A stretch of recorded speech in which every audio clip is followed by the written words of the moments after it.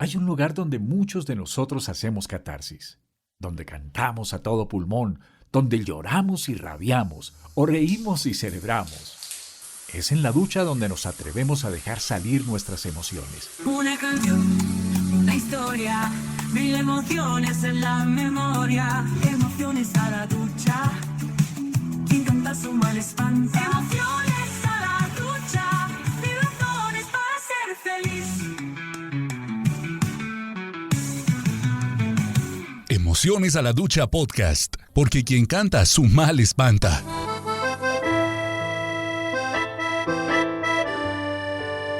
Hola, qué alegría, muy emocionante estar aquí nuevamente con todos ustedes en esta cita que tenemos cada 8 días en este podcast, maravilloso podcast que todos disfrutamos.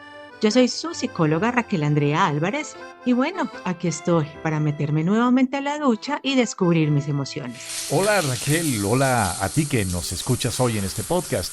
Soy William Bustos Martínez y vamos a recordar canciones y a descubrir las historias y las emociones que hay detrás de esas canciones. No olvides darle seguir a nuestro podcast en esta plataforma con la que estás conectado, activar la campanita para que recibas la notificación cuando publiquemos cada nuevo episodio y si crees que el contenido que desarrollamos puede serle útil a otras personas, pues también te invitamos a compartir el vínculo, el link de Emociones a la Ducha. Aprovechemos entonces la magia del audio, como siempre les decimos, la imaginación para entrar a la ducha con la canción de hoy, una canción que tiene que ver con el género tal vez más representativo de la música de nuestro país, que ha trascendido en el mundo, del vallenato. Y bueno, si deseas cantar con nosotros, pues cantemos a todo pulmón, Raquel. Y entonces vamos a experimentar este mundo de emociones. Los caminos de la vida no son como yo pensaba, como los imaginaba. No son Omar Antonio Geles Suárez es este compositor de una canción lindísima, una canción tal vez de las más escuchadas de este compositor recientemente fallecido, Raquel. Una tristeza, ¿no? Que haya muerto muy joven este cantante colombiano y compositor colombiano de música vallenata, Omar Geles. Pero de él, Willy, digamos que le admiro bastante porque no solamente se dedicó a componer Ujú.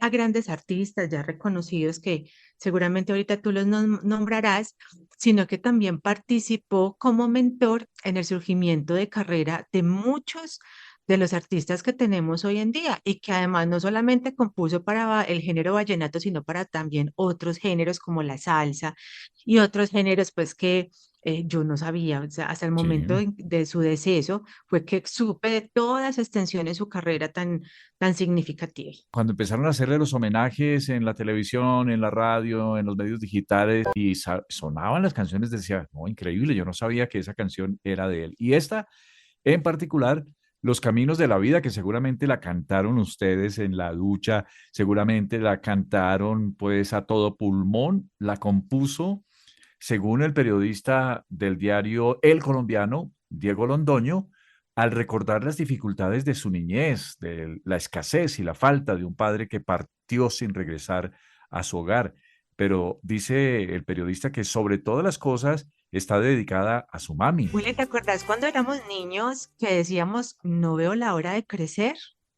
Tan Sí, rico cuando tenga 15 años y tan rico cuando tenga 20, ¿cierto? sí. Y decíamos, ay, qué delicia, voy a ser libre, nadie me va a mandar, nadie me va a gobernar, voy a poder trabajar, voy a tener mi propio dinero, vamos a ser autónomos, independientes y lo miramos desde nuestra niñez como un mundo de ensueños, Ujú. ¿sí?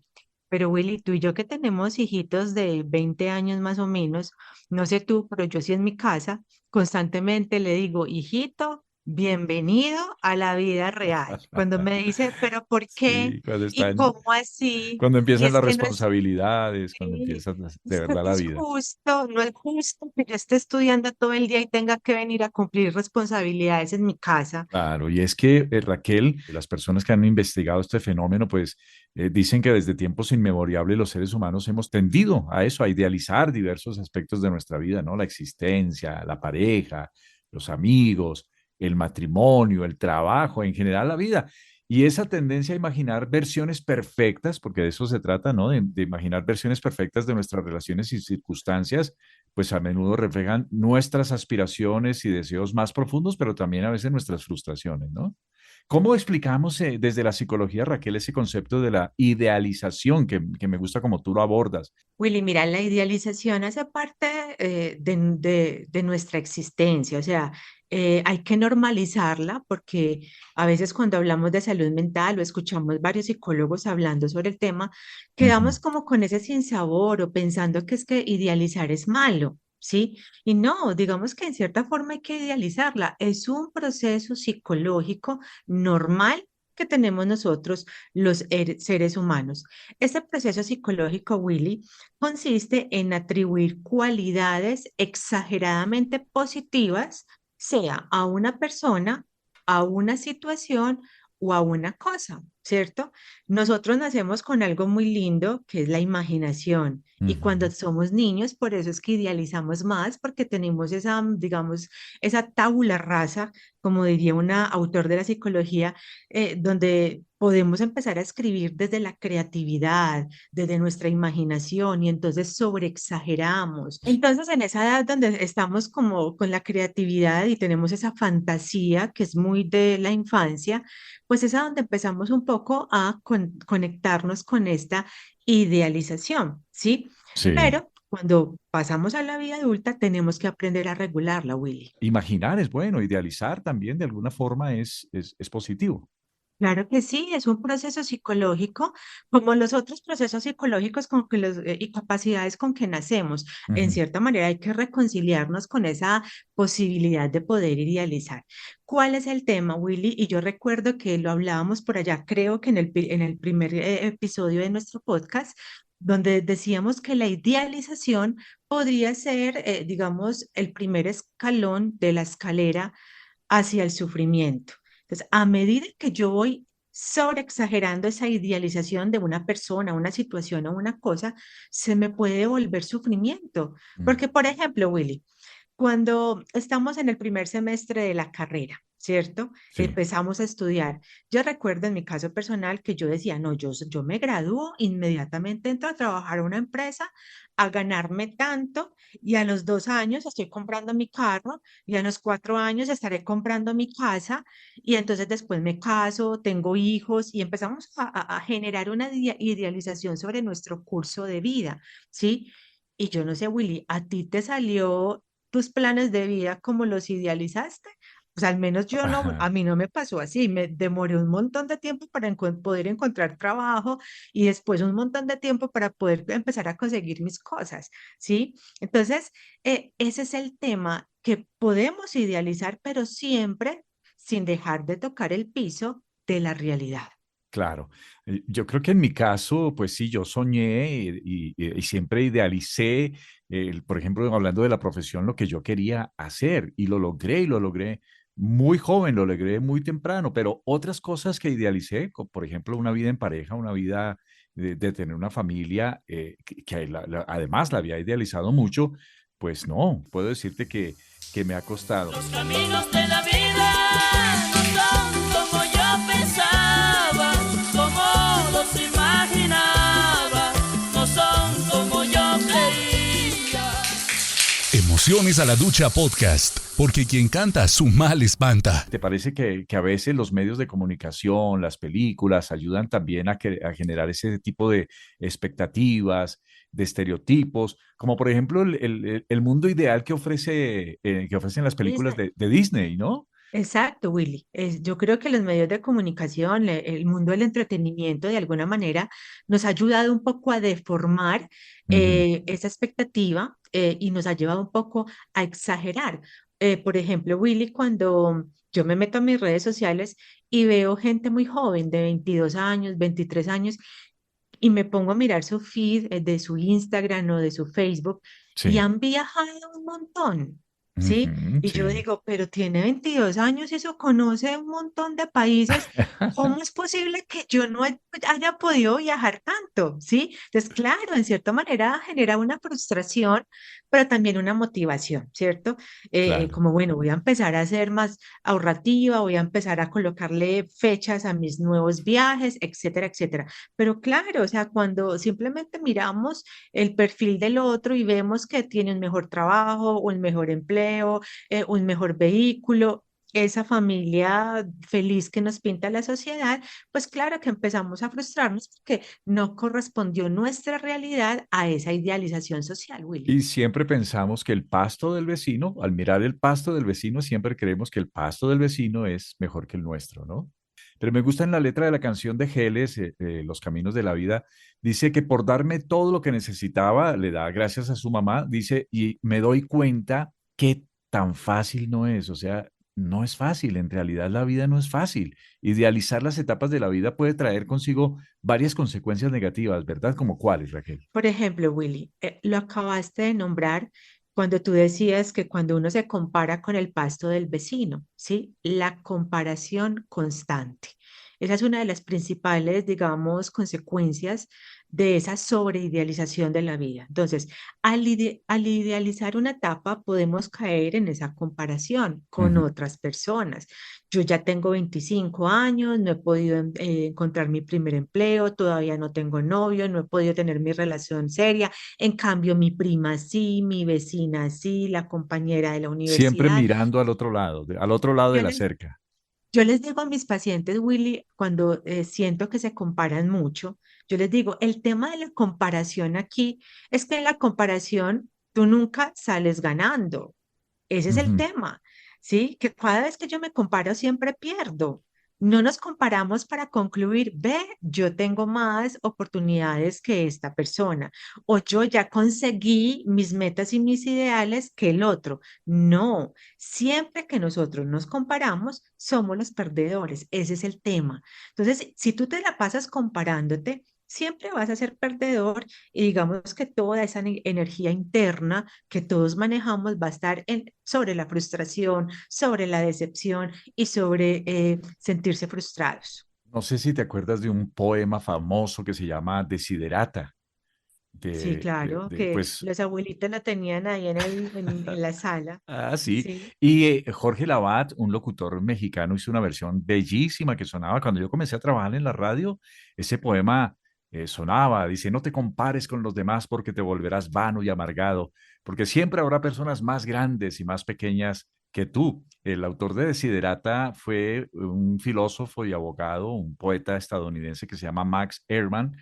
Y pues el texto dicen que nunca se publicó mientras él estuvo vivo, pero fue su esposa quien después de morir el autor en 1948 publicó esta obra. Pero me gusta esa parte que dice, no te compares con los demás porque te vas a volver vano y amargado, porque como tú dices, Raquel, siempre nos comparamos para sentir o pensar que los demás han tenido más logros que nosotros y para hacer algo que nos encanta, darnos látigo a nosotros mismos, ¿no? Aquí valdría la pena, Willy, hablar del síndrome del impostor, pero lo vamos a dejar para otro episodio. Hay algo muy lindo que acabo un poco de descubrir en el verso que hablabas de la canción, cuando decía que la mamá trabajaba para darle todo lo que él necesitaba. Sí, Y ahorita en las honras fúnebres de este cantante colombiano y autor colombiano, pues vemos que él se crió en la pobreza, una mamá luchadora que claro. trataba por darle todo a sus hijos,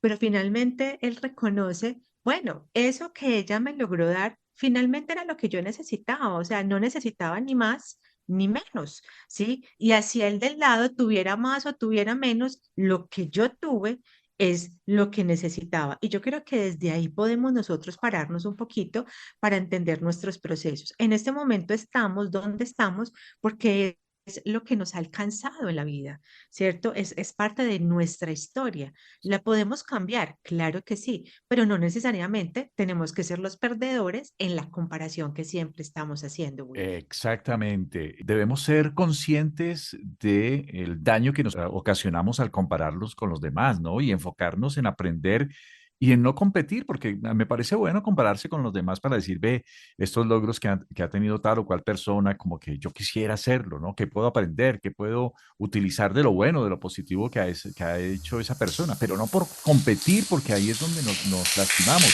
Un amigo me decía, recompensaré a mis viejos por la alianza que me dieron y no le alcanzó la vida. Y algo que nos hace mucho daño, Raquel, es estar tanto tiempo en las redes sociales, tú lo dijiste, ¿no?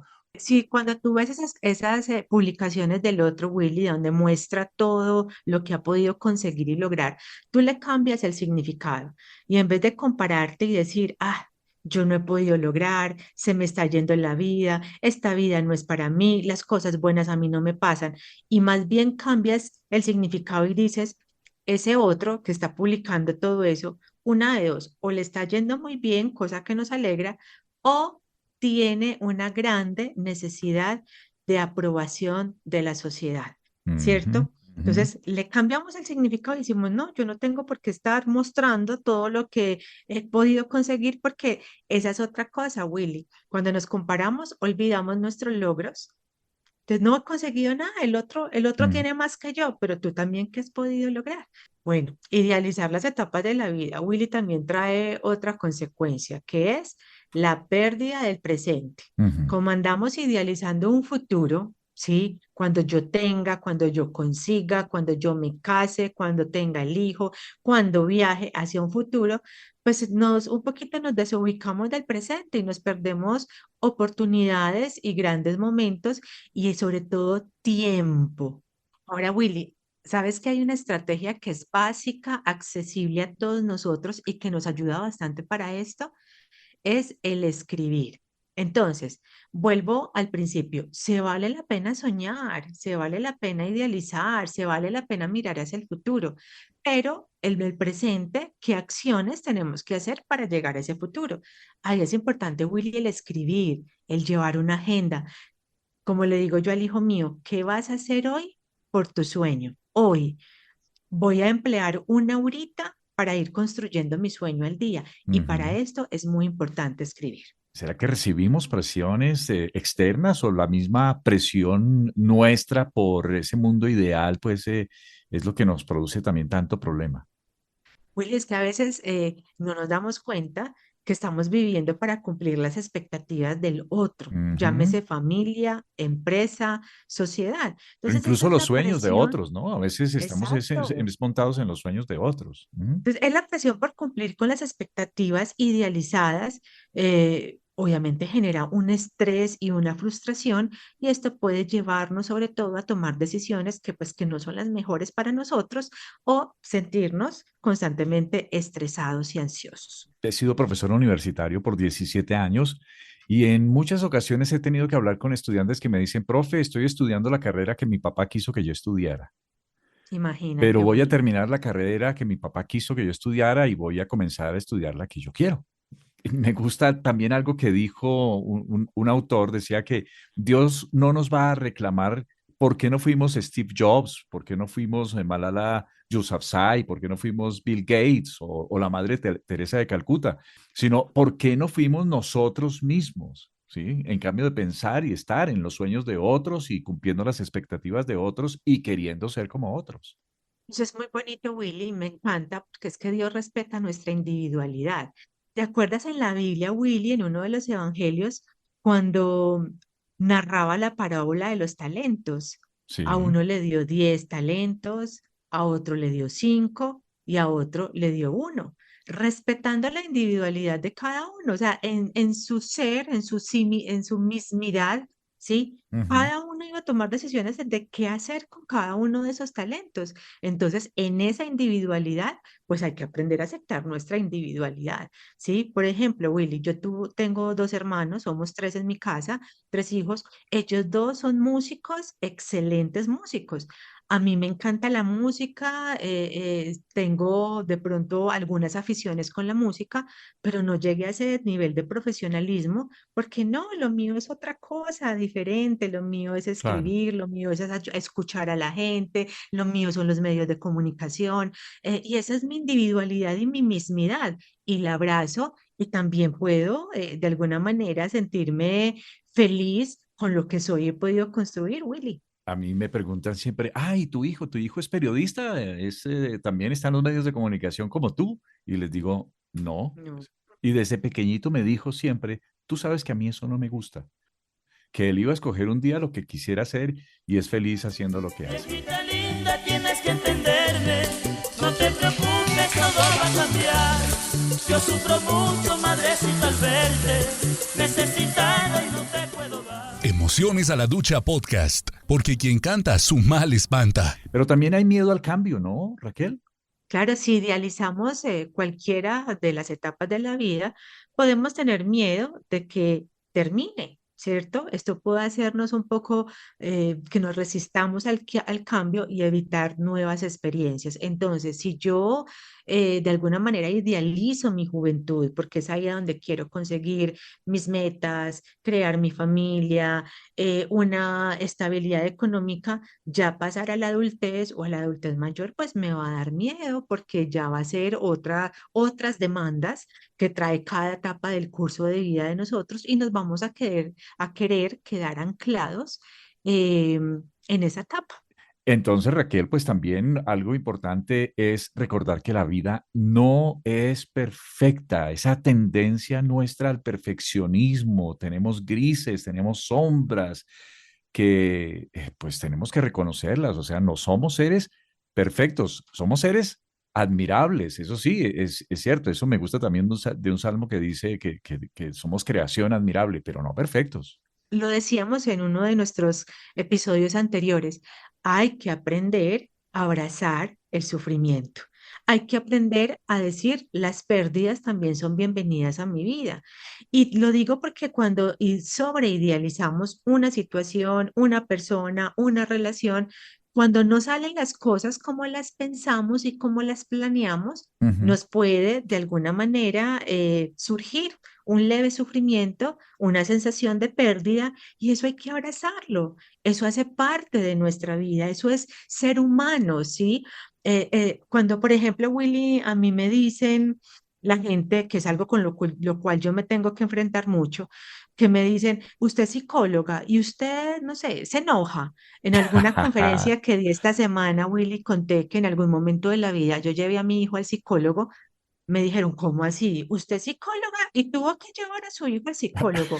Yo dije, claro. O sea, en cierta forma es como si a los psicólogos, y hablo ya en general, nos deshumanizaran, que O como si porque los médicos no se pudieran enfermar, por sea, ejemplo. nos Ah, idealizan. Entonces el sí. psicólogo sabe manejar sus emociones, controlar sus impulsos, todo es resolver los problemas, no se equivocan, tienen la palabra perfecta en el momento perfecto y no somos humanos. Entonces yo les decía en la conferencia, o sea, a mí no me deshumanicen, es que aparte de que mi hijo de alguna manera no tuvo la presencia del padre en casa, eso ya es un motivo para llevarlo al psicólogo. ¿Sí? Porque yo lo miro con ojos de madre, Claro, jamás podré verlo con ojos de padre porque no soy hombre, ¿sí? Entonces, es un poco eso, el poder abrazar que las cosas no siempre van por el camino que nosotros la quisimos recorrer, que tuvimos pérdidas, que esa idealización no dio, por lo tanto, me causó sufrimiento y darnos esa oportunidad de ser seres humanos. Hombre, soy humano, puedo sentir, me puedo frustrar. Si la vida no me dio por aquí, pues lo más probable es que me vaya a dar por otra parte. claro, ya vamos cerrando, Raquel, el tiempo ha avanzado, pero es importante que seamos conscientes de que la idealización, pues, nos causa daño y que debemos evitar caer en su trampa. Y podemos para ello, uno, ser realistas, ¿verdad? Sí, total, y ser realistas de nuestras expectativas, sí, tener expectativas realistas, que reflexionemos a diario sobre nuestras ideas que tenemos en las diferentes esferas de nuestra vida y preguntarnos, ¿esto es realista? ¿sí? Mm, A veces las personas dicen, yo tengo estas metas y se ponen unas metas súper inalcanzables. difíciles de cumplir y entonces terminan frustrados porque las cosas no se dieron, ¿no? En un paso a paso, un día a la vez, un puntico todos los días de avance. Claro, podemos anhelar una vida mejor, por supuesto, trabajar para que eso sea posible. Podemos tener sueños, ¿cierto? Imagínense cómo no vamos a tener sueños, pero cuidado con idealizar. Y la importancia de centrarnos en lo positivo. En lugar de idealizar a alguien, podemos centrarnos en sus cualidades positivas o reales. Caminos de la vida no son como yo pensaba, como los imaginaba, no son como yo creía. Los caminos de la vida son muy difíciles de andarlos, difícil de caminarlos. Yo no encuentro la salida. Bueno, Raquel, y debemos siempre tener presente que es importante comunicarnos, hablar con alguien de confianza acerca de la manera como estamos idealizando la vida, de aterrizar un poquito, que nos ayuden a aterrizar un poquito esa realidad, hablar de nuestros sentimientos, de nuestras expectativas. Willy, definitivamente los amigos salvan. Es importante que cada uno de nosotros examinemos cómo estamos en esas relaciones fuertes, Ujú, ujú. vinculatorias. Sí, ese amigo con que yo diga, lo puedo llamar a cualquier momento, hablarle de cualquier cosa y no se va a escandalizar, no me va a Eso. juzgar y me va a ayudar. Yo te diría también, cuéntale a Dios como a un amigo tus más íntimos secretos. Eso también es importante, ¿no? Y por último, es importante buscar ayuda profesional. Digamos que en muchas ocasiones es importante porque una persona neutra que te está diciendo, quizás estás percibiendo esto bajo una creencia irracional, a una sobreidealización, te está trayendo un sufrimiento que no tienes por qué cargarlo. Entonces es lo importante de buscar esta ayuda profesional. Y recuerden que sí, la vida no es fácil. Y así pensaba Arturo Noguera, uno de los sobrevivientes al accidente del vuelo de la Fuerza Aérea Uruguaya que se estrelló hace más de 50 años en la cordillera de los Andes, el 13 de octubre de 1972, pero que luego murió por la gravedad de sus heridas. En ese avión viajaban 45 personas, de las que únicamente regresaron con vida a su país 16 jovencitos después de pasar una tremenda odisea.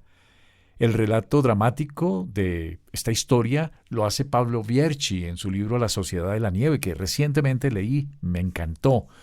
Vierchi era compañero de colegio de los sobrevivientes y se refiere a Arturo Noguera como el chico que tuvo un día que hacer agua rosada derritiendo la nieve. Y el agua era rosada porque el hielo estaba teñido de una alga que nacía de la alta montaña y se debía licuar poco a poco para convertirlo en agua. Pues Arturo trabajó pacientemente en derretir ese trozo de hielo para que todos pudieran beber. Él no logró tomar agua porque no alcanzó. Y cuenta el autor del libro que Arturo le dijo a sus compañeros en medio de la confusión, de la tristeza, del frío, del hambre, de la sed: fuerza, que la vida es dura, aunque merece vivirse. Y aún en el sufrimiento, tengamos valor.